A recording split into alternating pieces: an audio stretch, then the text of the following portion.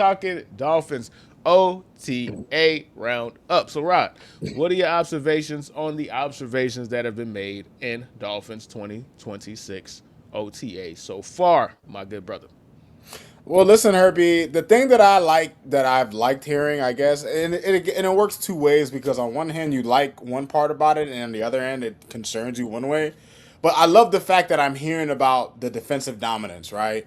And I've always been a fan of defensive teams. I grew up watching those Zach Taylor, those Zach Thomas, Jason Taylor, Patrick Surtain teams. So I've always loved having like a really good to great defense. And it's nice to hear that the defense has looked a lot more aggressive. It's great to hear that some of our young players have been making plays. Like I saw some footage of Jacob Rodriguez doing the peanut punch out on a ball carrier. Shout out to the homies, man. Cap, Ren. But yeah, man.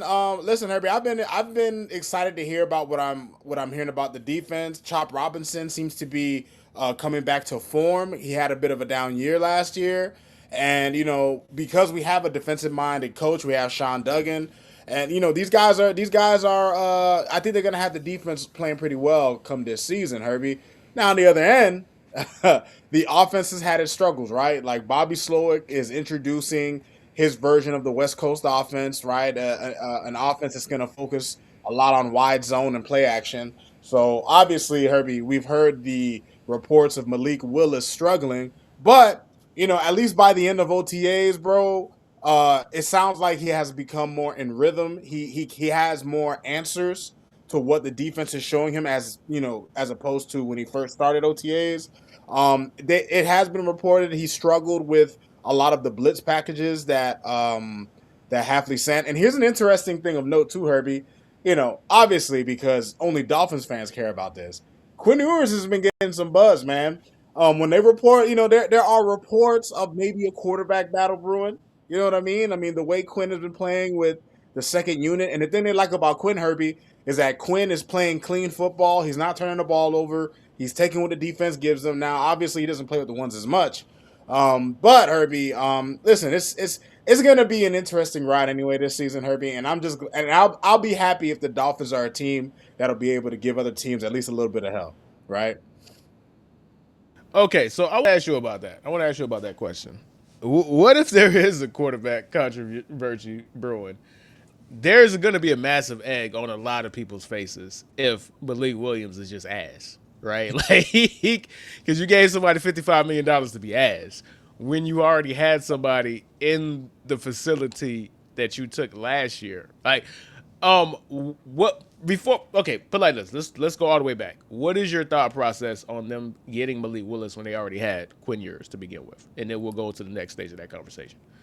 Well, Herbie, the thing is, I'm pretty sure that the staff probably wasn't comfortable, regardless of what they might have thought they saw on film of Quinn. They were gonna bring somebody in, Herbie. That was inevitable, right? The fact that it was Malik Willis is just works out that he had a connection to them in Green Bay. But Yeah. listen, they paid him the money, Herbie. Obviously, it's would I have rather they gone the cheaper route? Sure, but ultimately they paid him what they paid him, and they're taking a flyer on a guy who has shown some massive potential, right? Regardless of the struggles he's had in camp, the velocity on the arm, the elite athleticism, the ability to throw on the run, make plays. The Dolphins are kind of betting on the potential, so you do with it what you will. But it'll at least be interesting to see, even if Malik struggles, if Quinn ends up being more of an answer, it'll be interesting. Um.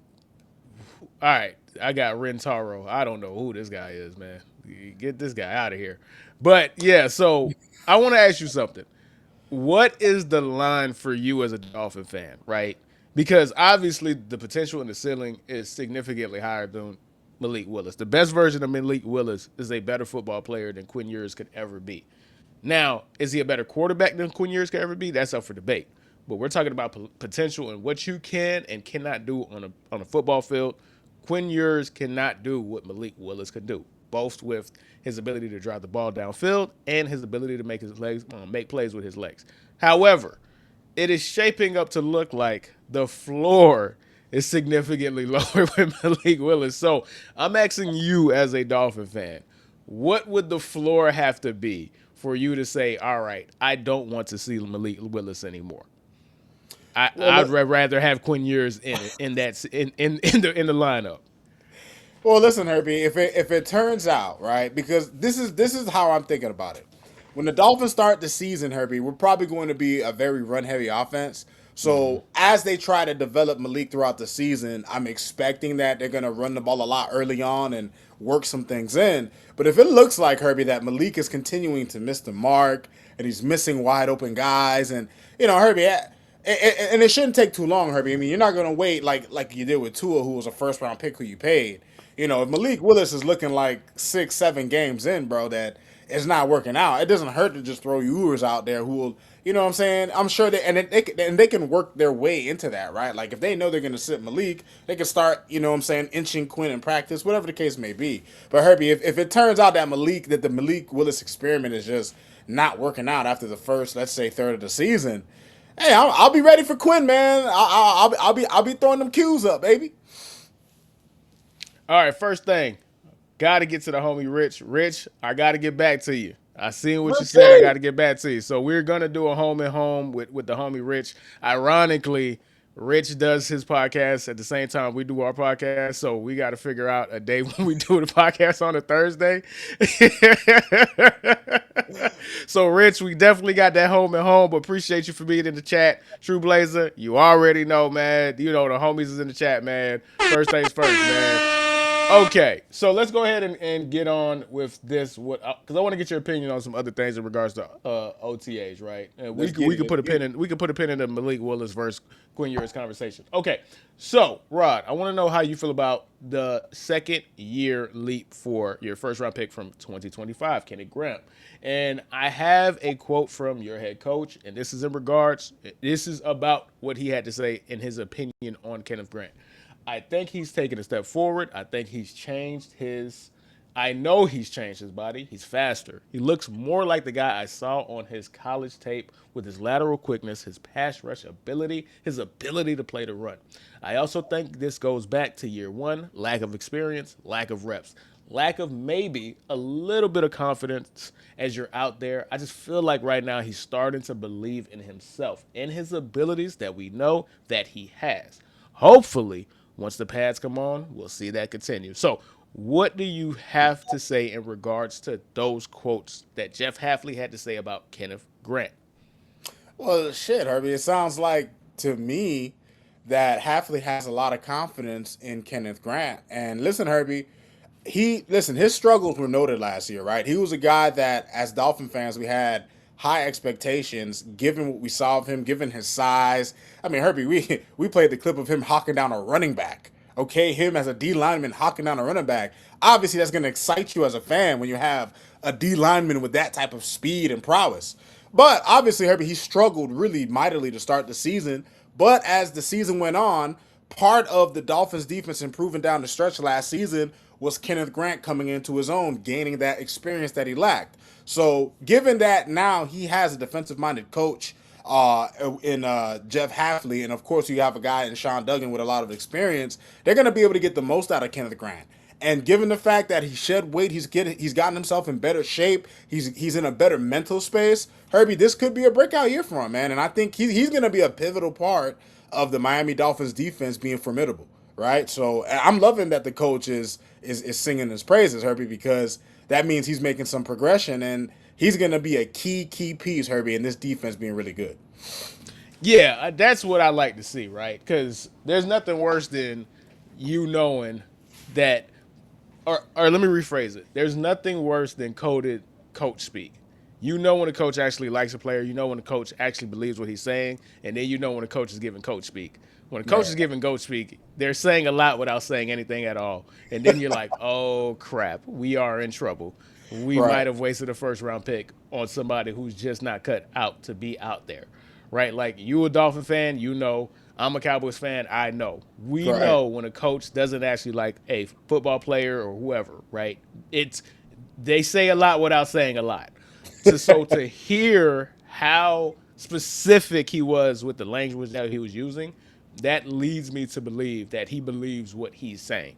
And that's a Right. great sign for the Miami Dolphins heading into the 2026 season. If you have a really good potential a defensive tackle, you have a really good potential rookie quarterback in Chris Johnson. You have improvements in the secondary. You have a Jacob really good defensive Rodriguez, who I'm looking Jacob forward to. Rodriguez. Matter of fact, yeah, let's get into that, man. They say that boy been doing his thing out there in OTAs, man. So how you feel about Jacob Rodriguez, bro? Oh, listen, Herbie, man, Jacob Rodriguez. He was listen. He was my favorite draft pick of this draft, and the fact that there are tons of reports of him making noise, Herbie, it makes me proud, my boy, because it's been a long time since the Dolphins have had a great tandem of linebackers, and obviously the Dolphins have done a good job of paying some of our cornerstone players. Jordan Mm-hmm. Brooks is next. Jordan Brooks is next, man. We need to throw him some bread, man, and he's going to be a great mentor and great partner to Jacob Rodriguez, man. So I'm excited from everything I've been hearing. So let's speak of the contracts. Let's get into that conversation, right? So a little bit of house cleaning. This is something that was reported on way back in June 3rd. We failed as a Dolphins podcast to actually touch on it, so we're going to briefly touch on it now before we actually talk to the contract that we really want to get into.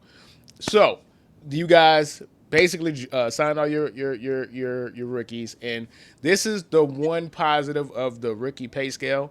You don't have to argue or fight with anybody about anything. It might be some individual language that Right. you might fight with the team over, a la the Bengals and Isaiah Stewart last year.